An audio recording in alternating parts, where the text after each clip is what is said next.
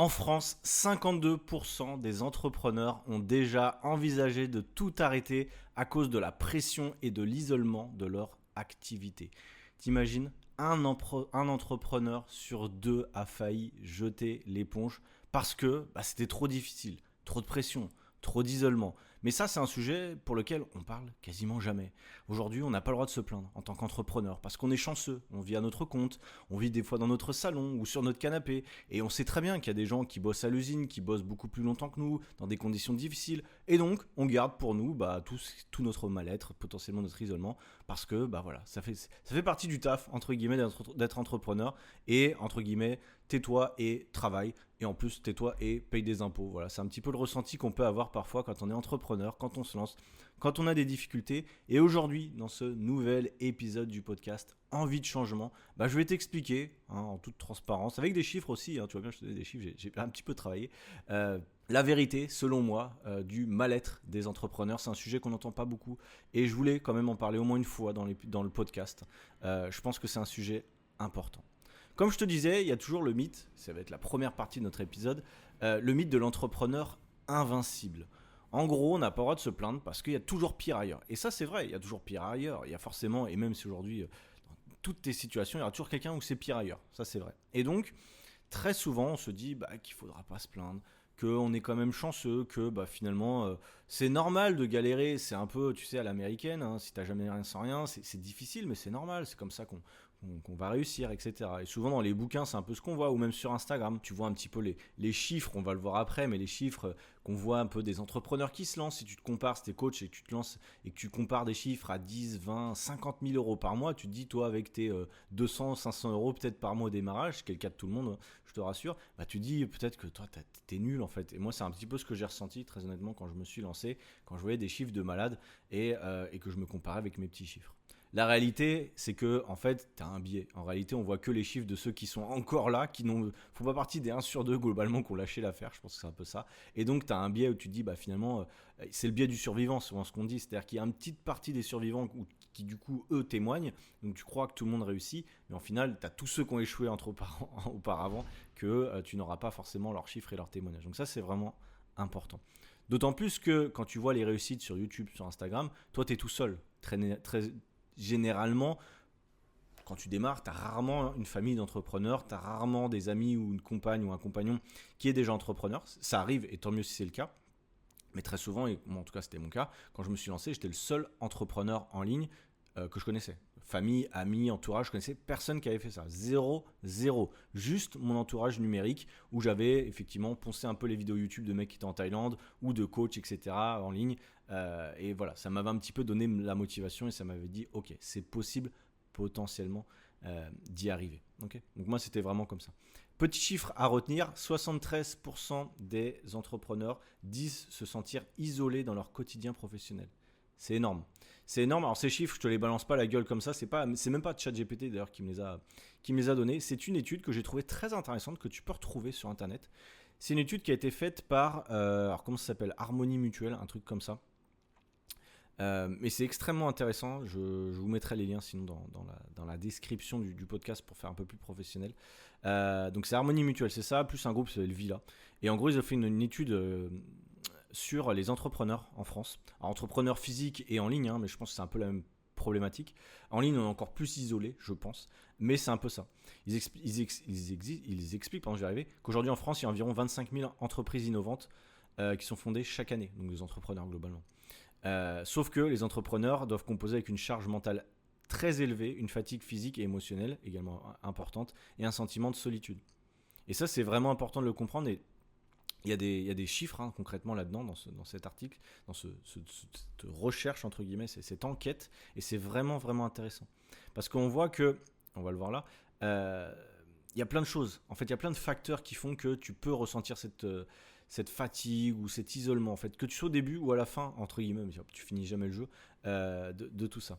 Et ils ont même fait un graphique, ça je trouve ça cool, graphique A. Qu'est-ce qui vous pèse le plus en tant que chef d'entreprise? Parce qu'effectivement, si tu te lances à ton compte, tu veux devenir coach en ligne ou ce que tu veux, tu es chef d'entreprise. Garde ça quand même en tête, c'est ta posture. Aujourd'hui, tu es chef d'entreprise. C'est vrai qu'au début, on se dit, je suis juste coach en ligne. Non, tu es chef de ton entreprise. Même si tu es une personne, c'est ton entreprise. Mets-toi vraiment dans ce cas de figure-là. Et ils classent ça entre les hommes et les femmes. Et on se rend compte que le top, enfin le numéro 1 entre guillemets de ce qui nous pèse le plus, mais ça me semble assez logique, c'est de vendre et trouver des clients. Forcément, c'est le plus difficile parce que quand tu as des semaines où tu n'as pas de clients, moi ça m'arrive, j'ai toujours l'impression que je suis une merde. Il suffit que je fasse une vente 2-3 jours après, ah ça y est, je reprends, tout ce que j'ai fait c'était bien et au final je doutais pour rien. Par contre, quand tu vends pas, tout ce que tu fais, tu remets en question, est-ce que c'était bien, peut-être que j'ai mal fait, machin. En numéro 2, la charge de travail. Effectivement, on va le voir après, mais beaucoup d'entrepreneurs ne savent pas s'arrêter. Travaillent le plus possible. Parce qu'ils pensent que c'est comme ça justement qu'ils vont trouver des clients et vendre. En travaillant plus. Les deux sont un peu corrélés. Ensuite, le numéro 3, c'est penser la stratégie globale. Effectivement, ça je pense que ça nous pèse beaucoup. En numéro 4, la solitude. Extrêmement important, on va en parler aussi. En numéro 5, trouver des financements. Alors nous, c'est un peu moins le cas. Articuler vie pro, vie perso. Une bonne partie aussi des gens. Gérer la logistique et l'administratif. Ok, ouais, ça pèse aussi. Recruter, gérer et manager ses équipes. Alors, t'es peut-être pas encore à ce niveau-là, mais c'est vrai qu'à terme, si t'es amené à scaler, à avoir une équipe, sache que ça peut apporter une dose de stress, potentiellement. Ensuite, gérer la partie financière, oui. Si t'as pas de service comptable, si t'es dans un truc en France avec si t'es en SARL ou je sais pas quoi, et t'es obligé de faire un petit peu de compta, ça peut être un peu casse-pied, tu verras. Moi, ça a été le cas un petit peu. Mettre en œuvre la stratégie au quotidien, bon ok. Et il y en a qui ont répondu rien ne me pèse. 4% des hommes, 2% des femmes. Voilà, rien ne me pèse, tout va bien, c'est dans le meilleur des mondes. Généralement, ceux qui répondent ça, c'est ceux qui n'ont pas d'entreprise ou qui ont tout délégué et qui sont en train de fermer et clôturer l'entreprise. Que je vois pas d'autres, c'est pas possible. Et le dernier, ils ont mis désaccord avec les associés. Bon, c'est 1% parce que souvent les gens n'ont pas d'associés, je pense. Donc ça, c'est vraiment intéressant. Il y a même des citations, et par exemple, tu vois, et ça, je t'en reparlerai parce que je ferai un épisode de podcast aussi sur l'organisation, parce que je pense que c'est lié en fait, la charge mentale et l'organisation. Je pense qu'il y a beaucoup d'entrepreneurs qui ne savent pas s'organiser et du coup qui ressentent une charge énorme de travail parce qu'en fait, ils ne savent pas prioriser leurs actions. On en reparlera. Et là, c'est important ce qu'elle nous dit. Donc, c'est Delphine Cochet, CEO et cofondatrice de Ma Bonne Fée. Alors, je ne sais pas ce que c'est, une entreprise. Elle dit il faut comprendre que la to-do list ne sera jamais terminée le soir. C'est vrai que si tu fais une to-do list, par exemple une to-do list à 25 trucs qui rallongent, tu ne termineras jamais. En fait, c'est pour ça que d'ailleurs, moi, je ne travaille pas avec des to-do list. Tu auras beau travailler plus, il y aura toujours des tâches que tu n'auras pas faites. Il faut l'accepter. C'est le plus dur quand tu es entrepreneur, accepter que c'est davantage l'horaire qui détermine le moment où tu dois t'arrêter et non pas ta to-do list. Parce qu'elle est énorme et elle ne réduira jamais. Tu pourras faire toujours plus, toujours mieux. J'ai beaucoup travaillé sur ce lâcher prise. Ça, c'est important. Effectivement, le lâcher prise dans ces tâches, surtout au démarrage, quand tu as un peu l'adrénaline, tu as tes premiers clients, tout ça, tu veux faire parfaitement, tu veux leur offrir les meilleurs modules de formation, répondre directement à leurs messages, et tu te rends compte qu'au final, tu peux vite en fait te laisser emporter par l'enthousiasme du business en ligne, et derrière, tu peux en laisser ta santé. Moi, je connais plein de coachs qui ont arrêté de s'entraîner, qui ont arrêté de faire leur pas, de bien manger, tu vois, qui commandent, etc. Parce que j'ai pas le temps et machin et trucs. Tu es le seul patron de ton entreprise. Rappelle-toi, aujourd'hui, il n'y a personne pour te donner des ordres si tu es entrepreneur. Et donc, ne deviens pas un salaud de patron. C'est difficile, mais tu sais, quand j'ai quitté mon entreprise, parce qu'on me donnait des ordres, on me disait de faire ci, on me donnait de faire ça, tu dois manger à telle heure, tu dois faire ci. Et en fait, on se dit souvent, moi, je veux plus qu'on me donne des ordres, je veux travailler à mon compte. Mais en fait, on est encore plus dur envers nous-mêmes qu'un patron. Du coup, c'est là où tu te dis, c'est peut-être pas logique et pour notre santé mentale, il faudra peut-être qu'on se remette un peu en question. Bon, là, je t'invite à réfléchir un petit peu sur ça. On reviendra un petit peu sur cette étude-là et je t'inviterai à la lire, elle est intéressante. Voilà. Numéro 2, la réalité invisible du quotidien. Qu'est-ce qui fait que finalement, en tant qu'entrepreneur, c'est pas évident, hein. C'est sûr que nous, on va pas arriver au travail, on nous dit, fais ci, fais ça, et à 17h, tu rentres chez toi et tu n'as plus besoin de penser au boulot parce que c'est fait. C'est des tâches assez sommaires et voilà. Il y a beaucoup de gens, c'est ça leur taf. Après, je dis pas que c'est mieux ou moins bien parce que généralement, moi je sais que si je faisais ce genre de taf, ça m'est arrivé. Tu as un sentiment d'accomplissement qui est très bas, un sentiment d'appartenance des fois à l'entreprise qui est bas aussi, mais surtout un sentiment où tu as l'impression de servir à rien. Moi, c'est le sentiment que j'ai eu des fois dans mes entreprises et c'est un des pires sentiments parce que tu te rappelles des fois que tu n'as qu'une vie et tu te dis putain, qu'est-ce que j'ai foutu de ma journée, ça fait 3 ans que je bosse dans ma boîte, qu'est-ce que j'ai appris, tu vois. Et moi, j'avais l'impression de mentalement être retardé. Je me disais, mais j'apprends rien, qu'est-ce que je me fais chier, tu vois. Alors que quand tu es entrepreneur, tu apprends beaucoup de choses, tu réfléchis H24, et du coup, c'est aussi l'opposé de la charge mentale, elle est différente. C'est vrai qu'à 17h, déjà, généralement, tu n'arrêtes pas à 17h, si tu es entrepreneur, peut-être que c'est le cas, tant mieux pour toi. Et si c'est le cas, tu vas quand même réfléchir. Et moi, c'est là où c'est difficile, c'est que tu ne pourras jamais faire un tri, ou tu pourras jamais faire un stop entre ta vie perso et ta vie professionnelle en tant qu'entrepreneur. Pour moi, c'est impossible. Je pense que les entrepreneurs pensent à leur business toute la journée et même la nuit. Et je pense que ça aussi, il faut l'accepter. C'est pas très grave. Il faut vivre avec, mais il faut l'accepter. Tu peux pas lutter contre ça. Honnêtement, si tu es passionné par ton entreprise, par ton domaine, pour moi, c'est logique d'y réfléchir tout le temps. Donc, sache que si tu te lances ou si ça fait un petit moment que tu es dessus et que tu y penses tout le temps, sache que tu n'es pas seul. Et je pense que moi, je pense que c'est normal et tout le monde pense à ça. Tous les entrepreneurs que je connais, dès qu'on échange ou quoi, hier, on a encore refait un repas, quasiment systématiquement, au bout de 10 minutes, on va parler de boulot. C'est parce qu'on adore ça. Et alors que c'est le week-end ou alors que c'est le soir et qu'on n'est pas censé en parler, mais c'est très difficile parce qu'on est passionné. Okay, donc, c'est normal. Donc voilà, charge mentale constante, pensez au business même en congé. Alors congé, ça c'est un mot en tant qu'entrepreneur en ligne personnellement que je n'utilise pas parce que je ne suis jamais en congé. Voilà. Comme je te disais dans le dernier épisode, je vais peut-être partir en vacances en Corée, au Japon d'ici quelques semaines, moi. Ça ne sera pas des congés parce que je serai toujours connecté, je pense que je ferai quand même des calls, etc. Je vais peut-être aller faire 2-3 jours dans la semaine où je vais moins travailler, mais le reste du temps pour moi ça n'existe pas les congés. Bon, après chacun fait ce qu'il veut. Ça m'est arrivé de prendre une semaine off complète, ça fait du bien, je t'inviterai à le faire et moi aussi je vais essayer de le faire. On peut pas le faire tout le temps, ça dépend de la saisonnalité de notre business et aussi il faut apprendre à lâcher prise. Moi j'ai remarqué un truc, c'est que quand tu dis à tes élèves, si tu fais du coaching, que tu pars une semaine, il n'y en a aucun qui va te casser les couilles durant la semaine. Ils vont tous te dire ok, passe de bonnes vacances, t'inquiète, on gère, à chaque fois. Donc si jamais tu avais des doutes en disant ouais mais mes élèves comment ils vont faire parce que mon système machin, voilà, non c'est ok. Si tu as un système qui est cohérent, tu es censé être capable de partir en vacances une semaine sans que tout implose, normalement. Ou alors c'est que ton système, il dépend trop de toi. Et là, à ce moment-là, il faut revoir un peu ton organisation. Okay. Point numéro 2, la culpabilité. Ça, c'est un point, je voulais t'en parler. Sentir qu'on perd du temps quand on se repose. Moi, c'est un truc que je ressens tous les week-ends, très honnêtement. Où en fait, le week-end, c'est 2 jours et parfois, ça me semble long de ne pas travailler pendant 2 jours sur mon business. Des fois je culpabilise un peu, c'est pour ça des fois je vais me mettre à bosser un peu le samedi ou un peu le dimanche parce que je me dis en fait, même si je profite, je fais d'autres trucs, je vais me balader et tout ça, je suis pas tout seul, je fais d'autres trucs, mais j'ai toujours l'impression que en fait j'avance pas en fait et je me dis que c'est un jour de perdu en fait dans mon avancée. Et c'est dur, hein. C'est dur parce que quand on se repose, c'est un investissement en soi en fait. C'est là où des fois il faut un peu switcher son mindset. Le repos est un investissement pour être plus productif sur la semaine. C'est comme quelqu'un qui s'entraîne 7 jours sur 7. Normalement, c'est pas vraiment recommandé. Ça dépend de l'intensité, etc. Mais normalement, c'est pas vraiment recommandé. Et on lui dirait justement, repose-toi le dimanche pour mieux préparer ta semaine et être au top le lundi, tu vois, par exemple. Et ça, c'est vraiment important, je pense. Donc la culpabilité de se reposer quand tu es en vacances, voilà. Ça, on l'a toujours le dimanche, je l'ai aussi. Bon, faut faire avec, on va voir un petit peu après des solutions. Le stress financier. Évidemment, quand tu es entrepreneur, c'est un emploi précaire au démarrage. Je pense que tu es au courant, tu n'as pas de salaire tous les mois, tu ne sais pas combien tu vas gagner. Au début, tu gagnes moins que le SMIC. Et ça, il n'y a pas d'emploi en fait en France, tu gagnes moins que le SMIC, pas beaucoup je pense, en travaillant 40 heures par semaine, ça n'existe pas. Et ça, on n'en parle pas assez. On se dit toujours, ouais, mais c'est facile, tu es entrepreneur. Non. En fait, quand tu es entrepreneur, tu gagnes de 0 à 500 euros peut-être en travaillant 40 heures par semaine pendant 2 mois. Tu travailles bénévolement, tu as l'impression. Et après, tu récoltes les fruits de ton travail. Et après, tu as des gens qui deviennent un peu rageux et qui comprennent pas qu'un coach en ligne, ça gagne plus que des fois un médecin. Oui, mais sache que voilà, y a pas, déjà, c'est pas le salaire ne se fait pas au mérite. Déjà, c'est la première chose. Tu as bien compris, je pense, dans la société actuelle. Tu as des mecs qui en branlent pas une qui gagnent beaucoup plus que toi. Il y a des mecs qui travaillent énormément et qui charbonnent et qui gagnent que dalle. Bon, déjà, c'est pas au mérite. C'est souvent à celui ou à celle qui sera le plus smart. Aujourd'hui, si tu as un taf, tu travailles dur, tu gagnes pas un sou, sois smart, lance-toi en ligne et deviens coach. Et tu verras que potentiellement, tu pourras gagner un peu plus de sous en passant les étapes évidemment du mal-être de l'entrepreneur. Tu as bien compris, c'est pas évident. Ça fait le tri aussi, hein. Moi, je dis souvent, je dis pas souvent, mais je vais te le dire aujourd'hui, ça fait le tri aussi dans ceux qui sont déter. Soyons francs. Aujourd'hui, si t'es pas déter, si tu dis que c'est hyper facile d'être entrepreneur, non, tu vas voir que la réalité, elle est là. C'est difficile. Mais quand tu auras atteint ton objectif, putain, le sentiment d'accomplissement, il est là en fait. Il est là. Et c'est là aussi où je pense que le bonheur est dans l'accomplissement. C'est-à-dire que si aujourd'hui tu te dis, bon demain tu te lances, tu gagnes déjà 5 000 euros par mois et tu as déjà 20 clients du jour au lendemain, t'es sûr que tu dis ouais c'est super, je suis content. Mais tu n'auras pas le même sentiment que si tu avais cravaché pendant 3 à 6 mois en ayant passé des paliers. Je pense que tu n'auras pas du tout le même sentiment. Vraiment. Et moi je le vois.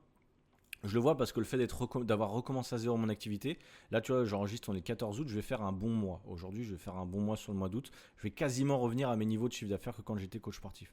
Par contre, je suis beaucoup plus content de ce mois-ci parce que j'ai galéré un petit peu. Tu vois, j'ai recommencé à zéro, j'ai relancé une offre, c'était pas évident. Que quand j'étais coach sportif, au bout de 2-3 ans, les revenus sont assez stables, donc c'est cool, tu vois, je me plains pas. Mais limite, tu fais un chiffre un peu plus bas, tu dis vas-y fuck, ça se barre en couille, machin, alors que tu as déjà un bon niveau de revenu. Et là, le fait de revenir de zéro, de recommencer de zéro, du coup, j'ai un sentiment d'accomplissement un peu plus élevé parce que j'ai un peu galéré, c'était pas évident et machin, tu vois. Donc, bon, c'est un peu l'humain, on est un peu foutu comme ça.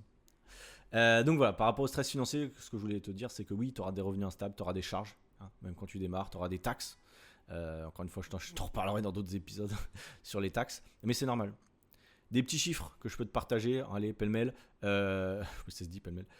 Plus d'un entrepreneur sur deux se sent épuisé émotionnellement plusieurs fois par semaine. 46% déclarent avoir déjà fait un burn-out ou s'en être approché. Alors moi, j'ai jamais fait de burn-out, mais je m'en suis approché 2 fois, je pense. La première fois, c'était ma première année quand j'étais en Australie. Je me souviens parce qu'en fait, quand je dormais, je pensais systématiquement au boulot. Je me réveillais, j'étais épuisé. Et en fait, j'avais l'impression de travailler la nuit en fait. Du coup, pas de repos mental. Et du coup, je travaillais tout le temps. C'était à l'époque où je faisais des calls aussi le soir, vu que j'étais en Australie, j'avais un gros décalage horaire. Et je travaillais jusqu'à 22h. J'étais tout seul dans ma chambre. La journée, je faisais mes cours et le soir, après, je bossais sur mon business. J'étais à fond, honnêtement, j'étais à fond. J'étais vraiment au début, j'étais ultra déter, mais peut-être trop du coup. Et j'avais pas vraiment d'échappatoire. Je faisais quand même du sport, je pense que ça m'a sauvé quand même. Je pense que vraiment, il faut garder le sport quand on se lance en tant qu'entrepreneur. Je pense que c'est vraiment le minimum vital. Sortir de son environnement, sortir de sa chambre, de son bureau, de son logement, aller bosser un peu à l'extérieur, voir du monde. C'est primordial. Vraiment, quand tu te lances, c'est primordial. Si tu te renfermes sur toi-même, tu te mets uniquement dans une bulle, tu dis je vais charbonner pendant 2 mois, personne me casse les couilles. Non, je pense que ça, c'est pas bon. Tu vois, partir, imagine, tu dis je veux louer une villa, je sais pas où, une villa, enfin, ou un appart, ou un local, et bosser pendant un mois, ça, je pense que c'est pas le bon délire. En réalité, pour la plupart des gens, au démarrage, il faut faire attention avec ça. Après, avec l'expérience, tu pourras pourquoi pas t'isoler et faire un peu plus de travail acharné, on va dire. Bref, donc moi ça m'est arrivé en Australie, après ça allait, et ça m'est arrivé aussi, j'en ai déjà parlé dans un épisode. C'était un peu différent, mais c'était l'année dernière au mois de septembre, ça va faire quasiment un an, quand justement j'ai pété un boulon et j'ai voulu arrêter d'être coach sportif, parce que j'étais plus aligné avec ce que je faisais, j'avais vraiment l'impression de travailler dans le vent. J'étais fatigué, le fait d'avoir beaucoup bougé d'environnement, différents pays, tous les mois j'avais changé de pays.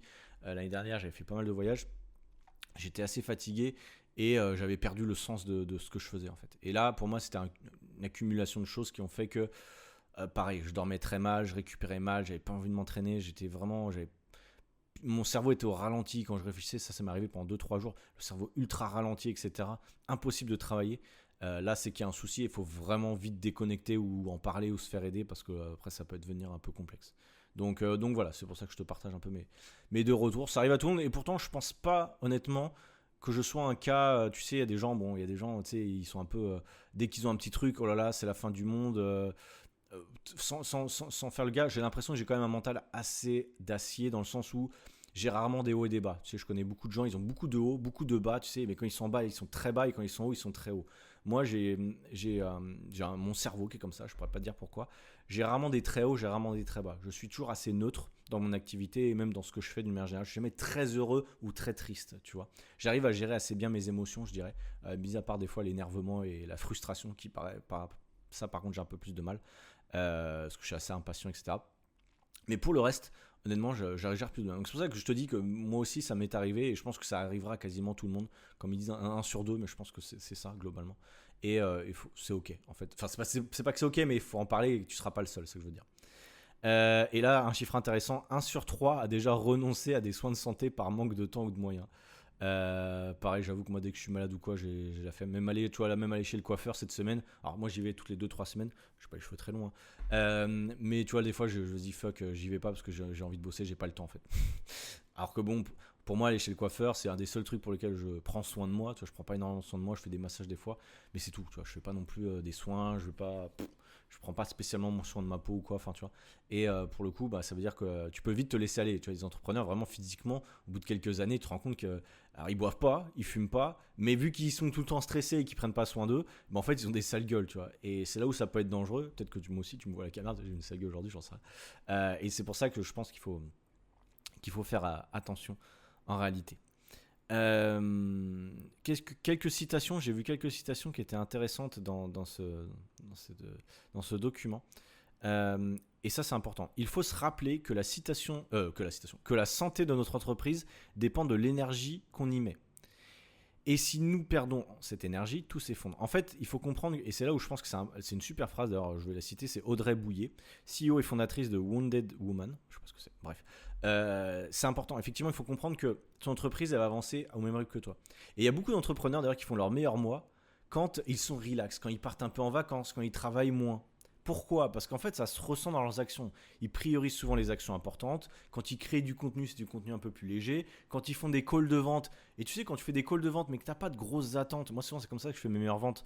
C'est quand en fait, je suis relax, j'ai déjà fait 1 ou 2 ventes la semaine d'avant, je suis bon, bah vas-y, au pire ça passe ou ça casse, ça me dérange pas. Et bien souvent, c'est là où je fais mes ventes, et j'enchaîne en fait, c'est le momentum, j'appelle ça. Au contraire, quand tu es dans la spirale un peu, ouais, il faut des clients tout de suite, sinon c'est la merde. Et ben là, généralement, les gens vont le ressentir et tu vas te foirer. Et c'est là où c'est parfois frustrant.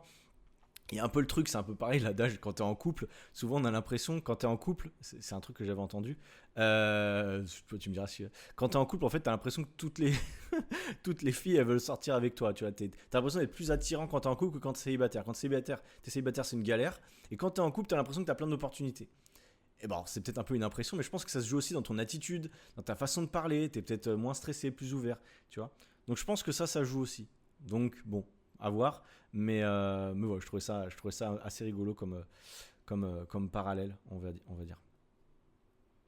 Voilà, par rapport à ça, merci Audrey pour ce bon partage. D'ailleurs, petit chiffre encore, près des 3/4 des femmes sentent qu'elles vont craquer plusieurs fois au cours de l'année. En fait, les entrepreneuses sont encore plus proches du burn-out que les hommes. 72% contre 46% pour les hommes. Donc là, tu vois, on est encore plus sur le sujet au niveau des femmes entrepreneuses. C'est encore plus une galère, entre guillemets. Bref. On va continuer. Les causes profondes du mal-être, quand même, il faut comprendre un petit peu ça. Je t'en ai parlé, mais on va y revenir. La pression de la performance. Se comparer aux autres. Encore une fois, quand tu vois des témoignages sur YouTube, des réussites sur Instagram, ou même des gens plus avancés que toi. Par exemple, moi, je fais un exemple. Si tu es dans ma formation Les Coachs Libres, dans mon accompagnement, il y a des gens qui gagnent bien leur vie, entre 5 et 10 000 euros par mois déjà, en chiffre d'affaires. Et il y a des gens qui se lancent, qui sont à zéro. Donc forcément, ils se comparent, ils vont se dire putain, mais moi ça marche pas, je fais pourtant les mêmes posts qu'eux ou qu'elles et j'ai zéro résultat. Est-ce que je suis nul, machin, est-ce que je fais mal ? En réalité, non. C'est juste qu'ils ont tellement cumulé d'expérience, leur audience est beaucoup plus engagée, leur méthode est plus approfondie, ils savent vendre beaucoup plus, ils ont fait beaucoup plus d'appels que toi. Et bien en fait, tout ce que eux font, ils font avec moins d'efforts que toi, ils ont plus de résultats. Pourquoi ? Parce qu'ils ont galéré avant en fait. Et c'est là où des fois la partie galère avant, on a tendance à l'oublier, on se dit pourquoi eux ça marche et moi ça marche pas ? Parce que souvent on copie finalement des gens qui sont beaucoup plus avancés. C'est pareil quand tu copies, quand tu crées du contenu, généralement tu copies des gens qui sont beaucoup plus avancés que toi et du coup eux ils ont beaucoup plus de likes que toi parce qu'eux ils sont plus avancés. Ils ont déjà une audience qui va les pousser au démarrage. Et là je pense que c'est important. Okay ? Point numéro 2, les causes du profond entre guillemets du mal-être, je pense que c'est le manque de soutien. L'entourage ne comprend pas la réalité du métier. Comme je te disais, si tu n'as personne qui est entrepreneur chez toi, ils vont pas comprendre. Ils vont dire, de te plaindre, moi je vais bosser de 9h à nanan, moi je vais à l'usine, machin. Tu peux pas parler avec ces gens-là en fait, ils comprendront pas. Et c'est là où c'est difficile parce que tu peux vite te retrouver tout seul ou toute seule. Et donc, on va le voir après dans les solutions, tu me vois venir, mais le fait de se faire accompagner concrètement ou d'avoir une communauté, c'est la base. C'est la base quand tu es entrepreneur. Sinon, tu risques vraiment de te sentir tout seul et dès que tu as des moments de doute, tu peux vite lâcher ou craquer. Et là, on va le voir, c'est extrêmement important. Point numéro 3, multiples casquettes si tu veux. Encore une fois, je l'ai dit d'ailleurs, je crois dans un épisode, je ne sais plus si c'est dans une de mes formations ou dans un épisode, si c'est dans le dernier épisode. Quand on est entrepreneur, on a plusieurs casquettes. On devient chef du marketing, on devient chef des ventes, on devient chef de la gestion, chef de la création de contenu. Et si on n'a pas d'équipe, c'est à nous de tout faire. Si tu as une équipe, tu deviens manager. Donc tu n'es pas simplement coach sportif, etc. Non, tu as toutes ces casquettes-là. Et donc c'est une charge énorme. Tu as la pression, entre guillemets, de toutes les... Imaginons que tu es coach en ligne, c'est comme si tu avais 5 personnes qui devaient faire chaque tâche différente, mais c'est toi en fait. C'est toi le chef de tout ça, c'est toi qui dois le faire. Et donc si tu n'es pas bien organisé, si tu ne te fais pas accompagner, si tu ne sais pas faire les choses, en fait, c'est obligé que tu ailles dans le mur. Et pourquoi il y a autant de gens qui échouent ? C'est parce qu'en fait, ils veulent tout faire par eux-mêmes sans jamais se faire accompagner. Jamais tu deviens fort en marketing sans te faire accompagner. Jamais tu deviens fort en vente en regardant 2-3 vidéos sur la vente. Ou en disant, chez Vente, t'inquiète, j'ai fait ça dans une autre vie. Non, c'est impossible. Vraiment, je pense que si tu n'as pas mon script de vente, si tu n'as pas mes expériences de retour de vente, enfin moi, comme j'ai été formé comme ça aussi, et tout ce que j'ai appris, je le redonne aujourd'hui à mes élèves, c'est impossible de vendre en fait. Ou tu vends, mais tu vends, mais tu as des taux dégueulasses, ou tu vends pas cher. Tu vois, c'est sûr, vendre au téléphone à moins de 100 euros un coaching, c'est pas très difficile. Mais vendre à 300 euros ton coaching, si tu sais pas vendre, bon courage. Tu vas te prendre des vents à chaque fois, les gens ils vont pas comprendre. Et toi-même, tu seras même pas à l'aise à parler de ce prix-là parce que t'as jamais vendu à ce prix-là, parce que tu t'es pas fait aider. Okay, donc ça, c'est important. Petite statistique à glisser, il m'a dit ChatGPT, je vais te la glisser. 67% des entrepreneurs estiment que leur charge de travail est intenable sur le long terme. Alors, je pense qu'encore une fois, c'est l'organisation. Moi, je pense réellement que je ne suis pas surchargé de mon travail. Je pense. Parce que j'ai assez d'expérience pour créer des contenus assez faciles. Tu vois, le podcast, ça ne me prend pas énormément de temps. Créer du contenu, ça ne me prend pas énormément de temps. La gestion de mes élèves, j'ai trouvé un système qui me correspond. Je peux gérer quand j'étais coach sportif, entre 20 et 25 clients sans devoir être tout le temps au téléphone. D'accord ? Donc ça, je t'en reparlerai dans mon organisation dans un prochain podcast. Comment je fais pour gérer des gens, dans des clients, pour qu'ils se sentent accompagnés, mais en même temps que moi, je ne sois pas débordé. Je pense que ça, c'est très important. Quand tu es au début, c'est vrai que c'est pas toujours évident. Bref. Donc ça, c'est un point aussi relativement important. Je peux dire important, mais tu as compris. Point numéro 4, et on va aller sur ça vraiment. On va trouver des solutions. On va trouver des solutions parce que c'est pas inévitable. Encore une fois, tu n'es pas obligé d'aller droit dans le mur et de te réveiller, droit dans le mur, te réveiller. Non, tu n'es pas obligé de faire un burn-out tous les 3 mois et te dire, c'est normal, c'est partie du jeu. Non. La première chose, ça serait de normaliser le fait de parler de ses difficultés. Je pense qu'aujourd'hui, tu as le droit de parler. Et d'ailleurs, si tu as besoin qu'on échange, si on se connaît pas, tu peux m'écrire, ça me dérange pas. Tu peux me faire un petit vocal et m'exprimer un petit peu. Alors, je vais pas faire le psychologue de base, mais on peut échanger si tu as besoin. Vraiment, je pense que c'est important de parler de ces difficultés à tous les niveaux. Si dans ta famille, ton compagnon, ta compagne ne comprennent pas, c'est possible, honnêtement. C'est très possible quand on se lance à son compte, ils ne comprennent pas, ils vont bosser au bureau, ils reviennent, ils vont dire ma collègue, elle est 4 coups, nanana, mais après, ils ont, sur leur tâche principale, ils ne vont pas vraiment réfléchir sur la stratégie de leur entreprise. Voilà, s'ils ne sont pas cadres ou CEO, ce n'est pas un truc qu'eux peuvent comprendre forcément. Bon, c'est pas grave, mais du coup, il faut effectivement en parler et c'est normal d'avoir des difficultés. Ok ? Tu ne feras pas 20 000 euros sur le premier mois, tu ne seras pas parfaitement équilibré entre la vie perso et la vie pro. L'équilibre vie pro, vie perso, c'est vraiment très personnel à chacun et il n'y a pas de recette miracle. D'accord ? Ça, c'est important. Numéro 2, s'entourer. Communauté, mastermind ou concrètement monter une entreprise avec quelqu'un. Communauté, nous dans mon accompagnement les coachs libres, effectivement l'esprit de communauté il existe. On fait des lives, j'en ai un de prévu d'ailleurs tout à l'heure, tous les 2 semaines. On a aussi un groupe Facebook, un groupe WhatsApp où les élèves peuvent échanger et moi-même je suis à leur écoute. On a des calls très régulièrement, donc s'ils ont des difficultés et ils en ont, on est capable, enfin j'espère en tout cas être capable de pouvoir les écouter et essayer de les aider. Et ça c'est important. Pareil sur des masterminds. Des masterminds, c'est peut-être des trucs de 1 ou 2 mois avec des personnes qui ont le même objectif que toi. Des masterminds d'entrepreneurs, ça existe. Je pense que c'est primordial. D'accord ? Numéro 3, mettre en place des règles de déconnexion. Je sais que c'est pas évident. On peut travailler quand on veut. Encore une fois, si tu leur dis à côté de toi, tu peux travailler toute la journée. Personne ne te dira non, arrête, etc. Ou alors si tu vis avec quelqu'un. Mais tu peux être concrètement aussi tout le temps sur ton téléphone. Aujourd'hui, envoyer des messages sur Instagram, faire des stories, c'est aussi du travail. Et des fois, on a tendance à oublier. On peut commencer dès le matin à 8h, regarder ses messages et clôturer à 23h. J'en connais qui font ça. Derrière, il ne faut pas s'étonner d'avoir une charge mentale énorme, de mal dormir et de se réveiller fatigué et dans la merde. Moi, c'est ce qui m'était arrivé aussi. Depuis, j'ai compris qu'à partir de 21h, j'arrêtais de répondre aux gens, globalement. 21h chez moi, j'ai un décalage horaire. Je mets mon téléphone en silencieux et personne n'est censé me déranger. Par exemple, un truc qui serait une erreur fatale selon moi, c'est de laisser tes clients t'appeler quand ils veulent. Ou même de recevoir les messages de tes clients avec des notifications. Moi, tous les messages que j'ai sont en muet. Tout le monde est en muet, même des amis, des fois je les mets en muet. C'est juste potentiellement la famille très proche qui n'est pas en muet en cas d'urgence. Sinon tout le monde est en muet dans mon WhatsApp. Parce que j'ai pas besoin d'être sans cesse notifié. J'ai très très peu de notifications d'ailleurs. Puisque finalement, même sur Instagram, les notifications étaient désactivées depuis bien longtemps. Vraiment, ouais, en fait j'ai pas de notifications. Les mails, etc., non. Le piège, c'est que j'y vais régulièrement, du coup pour checker, parce que je suis accro un peu aux messages, tu sais, tu as toujours ce petit truc comme sur les réseaux sociaux où tu as envie d'aller voir qu'est-ce qui se passe, machin, donc ça c'est à moi après de me gérer. Sur Instagram, j'ai mis un truc qui me dit qu'au bout d'une heure, Instagram et Twitter, au bout d'une heure, j'ai dépassé mon quota. Après, je peux rajouter, ça m'arrive de rajouter concrètement, 5 minutes, 15 minutes, 20 minutes, ça tu peux le faire dans ton téléphone. Ou alors tu peux faire je pense, tu auras ça sur l'iPhone, tu peux lui dire d'arrêter les certaines applications après 21h. Je pense que ça tu peux le faire aussi dans les réglages, donc n'hésite pas à le faire parce que si tu le fais pas en fait c'est trop facile d'accès les applications ou ton boulot, donc faut pas hésiter à se mettre des auto-freins, à mettre ton téléphone dans une autre pièce le soir, si tu regardes un film ou tu lis un bouquin, ton téléphone faut pas que tu l'aies à côté de toi en fait, faut que tu le dégages. Parce que c'est trop difficile, la tentation est trop importante en fait, de regarder ses messages, de répondre à ses clients et finalement ça peut devenir vraiment un piège. Donc tu vois, ça c'est je pense important. Point numéro 4, accepter que le repos est un investissement et pas une perte de temps, comme je te disais tout à l'heure. C'est pas évident, encore une fois, je te dis les termes, mais moi-même j'ai du mal.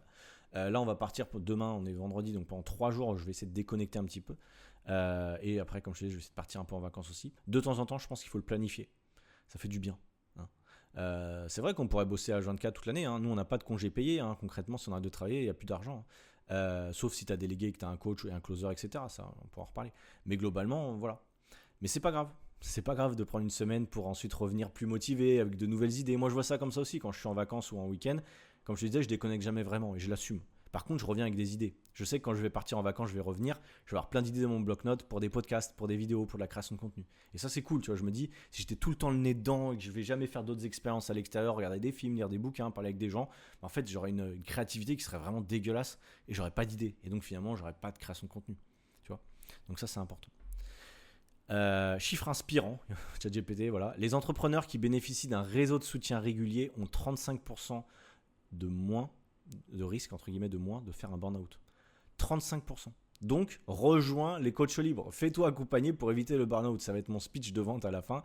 Si tu ne veux pas faire de burn-out en tant qu'entrepreneur ou coach en ligne, et si tu veux réussir et devenir libre, rejoins les coachs libres, réserve ton appel bilan. Je te mets le lien dans la description. Bon, je le fais en rigolant, mais en fait, c'est la réalité. Si tu veux vraiment échanger avec moi sur des difficultés ou quoi, et après, potentiellement nous rejoindre dans l'accompagnement, les coachs libres, tu n'hésites pas. Pour résumer, l'entrepreneuriat, tu vois bien, c'est pas juste des strass, des paillettes et 20 000 euros par mois et tout le monde travaille à la plage. Non, c'est pas ça la réalité.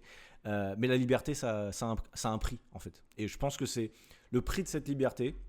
Il y a des difficultés, mais la liberté qu'on a derrière, pour moi, elle vaut tout ça. Elle vaut de la charge mentale, elle vaut pas avoir beaucoup de vacances. Moi, je préfère largement mes journées où je stresse un peu et parfois je suis un peu dans le rush que mes journées d'avant où finalement, oui, je travaillais, mais je me faisais chier la bite, j'avais l'impression de rien faire, de pas progresser, j'attendais une potentielle promotion qui n'arrivait jamais dans des conditions où moi je me levais tôt le matin, etc. Enfin bref, c'était pas la vie que je voulais. Là aujourd'hui, honnêtement, si tu me dis ta vie elle s'arrête maintenant et qu'on va pas sauter ça, est-ce que tu as été content de ta carrière professionnelle sur les 5 dernières années? Oui, honnêtement oui, parce que j'ai appris beaucoup de choses, j'ai aidé des gens à se développer, à perdre du poids, à se transformer, etc. Et j'ai un sentiment d'accomplissement pour mes critères qui est plus important que quand je faisais de la mise en rayon, quand j'étais commercial, etc. Même si c'était intéressant, formateur, crache pas dessus, mais honnêtement, voilà, je préfère largement ce que je fais aujourd'hui. D'accord ?